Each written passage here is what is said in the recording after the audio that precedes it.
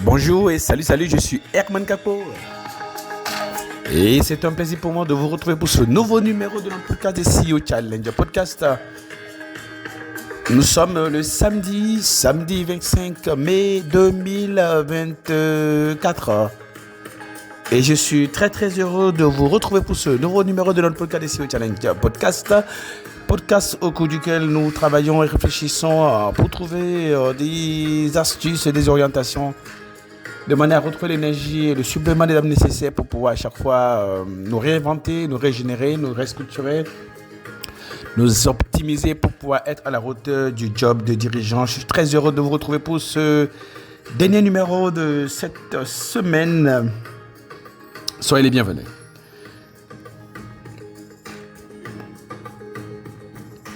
Alors, de quoi est-ce que nous allons parler aujourd'hui? Nous allons parler du besoin pour nous de protéger au quotidien notre joie de vivre. Remettez de la joie au cœur de votre job de dirigeant. Eh bien, c'est le thème de notre podcast de ce jour. Et je suis très heureux de vous avoir et j'espère que vous avez réussi déjà à terminer votre semaine sur une note positive ou au pire des cas, avec le podcast de ce matin, avec l'épisode de ce matin, vous allez pouvoir naturellement terminer votre semaine sur une note positive. Parfois, nous nous demandons pourquoi est-ce que nous faisons ce que nous faisons. Bien, alors que la semaine est terminée, que vous allez utiliser votre week-end pour vous recharger, je voulais faire une recommandation essentielle, c'est que vous vous souvenez constamment qu'en fin de compte, et quoi qu'il en soit, nous faisons ce que nous faisons parce que, 1, nous voulons être heureux, 2, nous voulons nous sentir bien dans notre peau et vivre chaque jour avec le sentiment d'être utile à quelque chose. Et nous devons constamment nous assurer que rien ne nous empêche d'atteindre cet objectif. Nous devons nous épargner toutes les autres situations, toutes les autres conceptions, toutes les autres conclusions, toutes les autres interprétations, toutes les autres façons de voir ou de faire les choses qui nous empêchera d'atteindre l'objectif, d'être heureux, de nous sentir bien dans notre peau et de vivre chaque jour le sentiment d'être utile à quelque chose. Parfois, nous oublions pourquoi nous nous battons. Et nous ne savons pas nous arrêter pour retrouver notre vrai why, pour retrouver nos vrais pourquoi. Je ne sais pas comment est-ce que votre semaine s'est terminée, mais la mienne a failli prendre une tournure amère. Mais j'ai procédé à une optimisation rapide. Je n'ai pas perdu de vue pourquoi est-ce que je fais ce que je fais.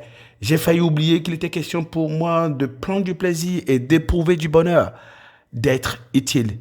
Et j'ai compris définitivement une chose, je ne sais pas si vous arrivez à faire ça, pour rien au monde, je ne vais laisser ce bonheur m'échapper. En fait, vous imaginez combien de fois nous laissons notre bonheur s'échapper parce que tout n'a pas été parfait. Imaginez un instant que vous acceptez un nouveau challenge professionnel, que vous avez accepté le job actuel que vous occupez. Vous ne cherchez qu'à atteindre un seul objectif, mener une vie meilleure, faire passer votre carrière à un niveau supérieur et surtout vous sentir bien dans votre peau.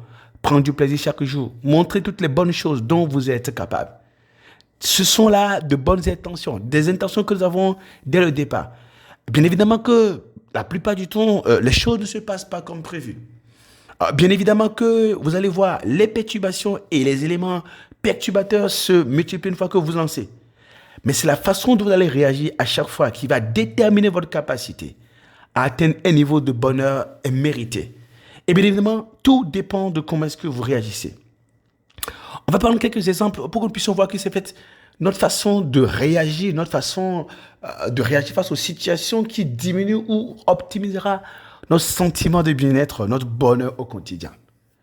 Imaginez un instant du coup que vous aviez 6 tâches ou quotas déterminés à atteindre pour la journée. Et vous étiez décidé à les atteindre. Mais à la fin de la journée, vous n'avez atteint que 5 quotas. Et le 6e, qui selon vous est le plus décisif, n'a pas été atteint. Alors, contentez-vous s'il vous plaît. Contentez-vous s'il vous plaît de ce que vous avez pu faire. Savourez le moment. Pourquoi vous devriez ainsi faire? Parce que vous tenez à atteindre l'objectif d'être heureux. Vous faites ce que vous faites pour pouvoir être heureux. Vous sentez bien dans votre peau et avoir constamment le sentiment d'être utile à quelque chose. Donc, ne laissez pas ce qui n'a pas marché voler votre bonheur. Vous méritez la joie de vivre au quotidien. Mais tout dépend de votre point de concentration. Tout dépend de à quel point vous voulez atteindre chaque jour le titre d'être heureux, de vous sentir bien dans votre peau et de vivre constamment le sentiment d'être utile à quelque chose. Imaginez un instant que vous avez un collègue qui est extrêmement compliqué pour rien. Vous vous êtes rendu compte de ce que lorsqu'on se montre très coopératif avec lui, on dépense inutilement de l'énergie. Lorsque vous êtes sur un dossier avec lui, vous faites en général profil bas et le laissez faire, même si c'est vous le boss. Oui, parce que quand quelqu'un aime le fighting, quelqu'un aime la complication pour rien, ça ne sert à rien de vouloir aller dans le fighting avec lui. Comme on dit en Côte d'Ivoire, lorsqu'un aveugle dit on n'a qu'à se battre, c'est parce qu'il sait qu'il a pied sur caillou. Dès que vous allez l'approcher, il va vous flinguer. Il y a certaines personnes qui sont comme ça. Donc faites profil bas, même si c'est vous le boss. Je dis bien, même si c'est vous le boss. Les autres vont avoir le sentiment que vous êtes fait. Mais à la fin de la journée, c'est toujours vous qui allez avoir du résultat avec lui. Au fond, vous n'êtes pas bête. La seule raison pour laquelle vous avez décidé de let it go, comme on dit en anglais, de laisser couler, c'est parce que vous voulez vous sentir bien dans votre peau. Et parce que vous avez compris que le lieu de travail n'est pas un ring. Vous êtes arrivé au travail, vous mobilisez vos équipes chaque jour parce que cela fait partie des choses que vous avez besoin de faire pour être heureux. Vous sentir bien dans votre peau et avoir le sentiment d'être utile à quelque chose. C'est pour cela que vous acceptez composer avec lui. C'est pour cela que vous décidez de faire profil bas. Vous ne faites pas profil bas parce que vous êtes bête. Vous tenez à atteindre votre objectif de rester heureux, quelles que soient les attitudes et les comportements des autres. Je vais vous donner encore un dernier exemple pour voir comment est-ce que nous nous volons notre bonheur, notre joie de vivre au quotidien et nous oublions pourquoi est-ce que nous vivons. Nous oublions que nous vivons pour être heureux, nous sentir bien dans notre peau et avoir le sentiment d'être utile à quelque chose. Imaginez l'instant que vous avez décidé de priver vos enfants de vacances cette année parce qu'ils n'ont pas du tout été corrects selon votre épouse ou votre époux et vous. La décision a été prise, sauf qu'au fur et à mesure que vous les voyez, vous êtes gêné de les priver de vacances. Et cela fait 3 semaines que vous êtes bizarre. Et ils sont également tous tout tendus. Votre époux et votre épouse vous disent que mais tiens, ce serait trop simple, c'était manquer de respect que de céder. Sauf que l'ambiance est devenue morose à la maison. Si vous tenez à être heureux, vous sentez bien dans votre peau et avoir le sentiment d'être utile à quelque chose, vous savez ce que vous avez fait.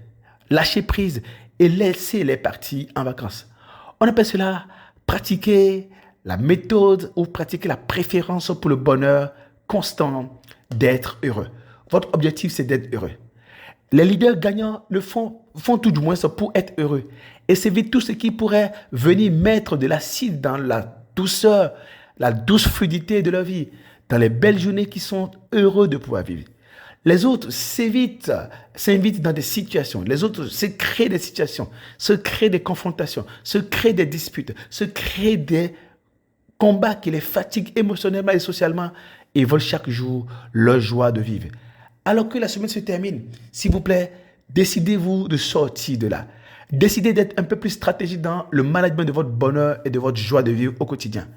Dites-vous constamment, je veux bien être dur, pratiquer le fighting, aimer l'affrontement et aller cogner les gens. Mais je ne ferai rien de tout ceci si cela doit voler ma joie de vivre. Si cela doit chipper ma capacité, détruire ma capacité à être heureux, me sentir bien dans ma peau et me donner le sentiment quotidien d'être en train d'être utile à quelque chose. À moins que vous soyez masochiste, vous devez privilégier votre bonheur en toutes circonstances, surtout dans les rapports avec les autres. J'ai écrit quelques livres qui peuvent certainement vous aider à cet effet. Un livre extraordinaire qui s'appelle Le Passage, qui permet de laisser passer, de laisser couler.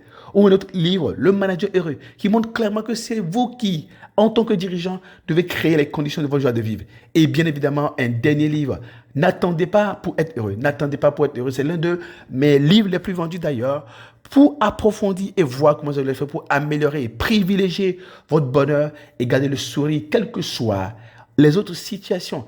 Il y a une personne qui tentera de temps en temps de vous priver de la préférence de votre bonheur constant, qui vous demandera d'attaquer les gens, qui vous demandera de vous insurger, qui vous demandera de vous énerver. Cette personne s'appellera votre ego. Cette personne s'appelle votre ego.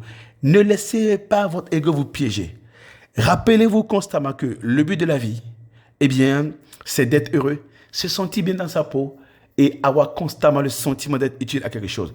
Et faites tout pour atteindre ce but. Passez pour bête et pratiquez ce qu'on appelle ainsi la méthode de la bêtise stratégique.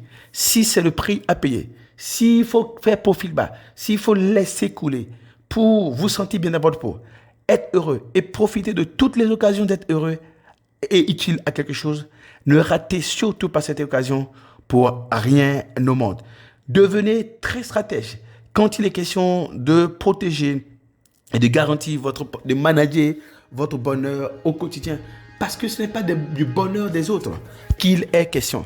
C'est de votre bonheur qu'il est question. Et c'est à vous de le manager au quotidien. Manager donc du coup efficacement votre bonheur au quotidien. Empruntez à chaque fois les voies supérieures. Décidez de laisser couler. Décidez de laisser passer. Priorisez constamment votre joie de vivre. Laissez couler le reste. Montrez-vous grand. Montrez-vous leader. Manifestez du leadership au quotidien. Réfléchissez bien à tout ce qui vous empêche de conserver, de protéger votre bonheur au quotidien. Utilisez ce week-end pour pouvoir travailler constamment à créer les conditions de votre joie de vivre au quotidien. Et pendant qu'on y est, je vous souhaite un très bon week-end et à lundi pour un nouveau numéro de votre podcast, The CEO Challenge. Podcast. Bye bye.